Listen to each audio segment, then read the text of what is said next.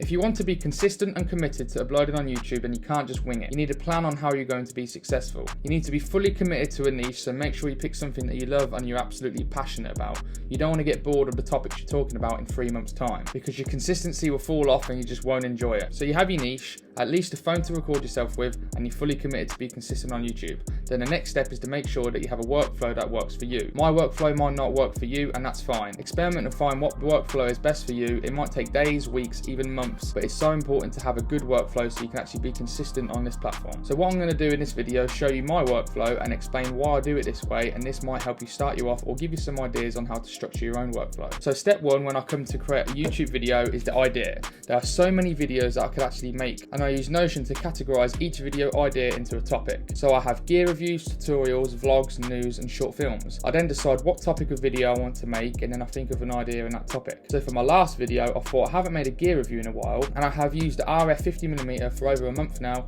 and I'm actually ready to review it. I always write down an idea that pops into my head no matter what, so I don't forget it. So that's the idea set. Step two is scripting and planning the video. Again, Notion plays a big part in this, because I've created my own template. It is all laid out how I set out ready to plan my video. I have title ideas, thumbnail ideas, script, shot list, and all of these sections come together so everything runs smoothly when it comes to filming. I write out my script word for word what I want to say, so I never miss a point, and so I can read the script directly when I'm filming. It's actually what I'm doing right now by using this teleprompter that I'm using. Now this is very new to my YouTube workflow, as it's only the second time I'm using it, and I highly recommend you get one, because before I would write my own script and then have a quick look at it and then try and remember what I wrote, and so many times I forgot what I was saying and I was stuttering loads and there was lots of cuts in the editing. It also speeds up the editing because obviously there's less cuts being used and less footage to actually go through when I'm using the teleprompter. Once the script is finished, I'll tend to write down what type of shots I want for B-roll. So as you can see here, I've actually made a table with the sections so I know everything what I want the shot to be. I'll put down the focal length I want to use, what FPS I'm going to be using, and a brief description of what I actually want to do, so when it comes to actually filming the B-roll, I know exactly what lens to use, what frame rate to use, and how to shoot it, so I'm not improvising and maybe forgetting a crucial shot that I need. So now step three. It would have been the filming the A-roll, but because I used to always forget the thumbnail, which is arguably the most important part of any YouTube video, I know to shoot the thumbnail before I do any filming. I always use my camera to take the thumbnail to try and get the best image possible. Once the thumbnail has been taken, I then film the A-roll. Now because I work during the day, I usually plan when I get home, and then I have dinner, and then I shoot the A-roll. And because you can get late sometimes, and because I have other things that I actually want to accomplish in the day, such as creating YouTube shorts or sorting out business tasks, I edit all the A-roll first, usually later on in that evening, and then I film my B-roll the next day. Remember, this workflow works well for me, so you might rather film everything first and then edit it all together. It's up to you. I then go into my YouTube folder, go into my raws folder, click on the year we're in, click on the month we're in, and then I create a new folder for the video I just filmed for, and then I put all the A-roll footage into the A-roll folder. This is such an important step for me because I need to have all my footage organized perfectly so I don't lose it, and it just makes it way easier to actually navigate around my folders. This is where I normally edit the music, end screens, and other little bits as well here, unless I actually decide to edit it with the B-roll. Don't forget to tell him you watch Love Island every night. Come on, man, get the hell out of it.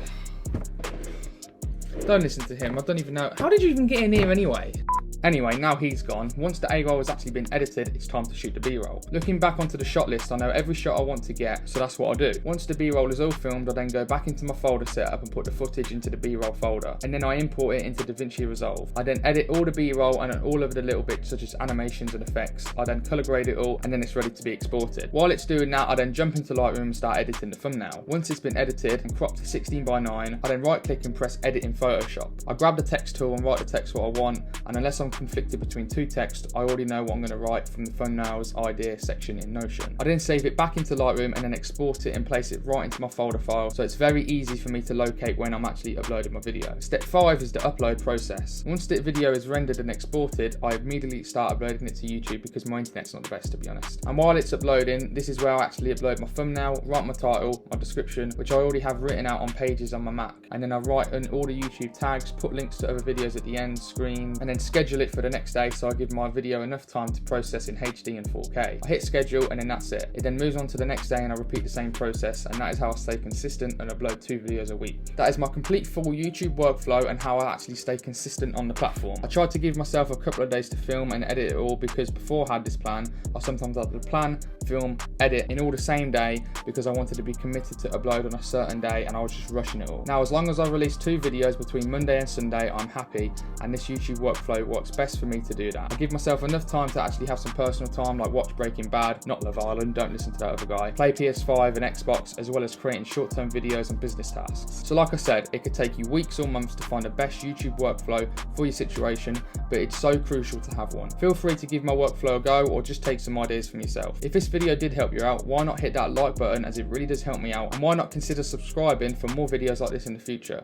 You might like these 4 other videos here, so why not give them a watch. Thank you so much for watching, and I'll see you guys on the next video. See you later.